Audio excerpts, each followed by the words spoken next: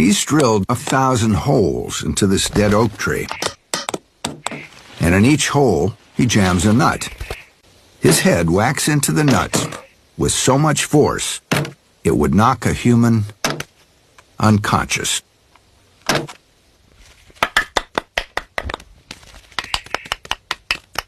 This job's perfect for a bird with obsessive-compulsive tendencies. A hungry squirrel spots the unattended tree full of nuts. It's just too tempting. But risking retaliation from a beak that can jackhammer solid wood is a bad idea if you don't have a thick skin.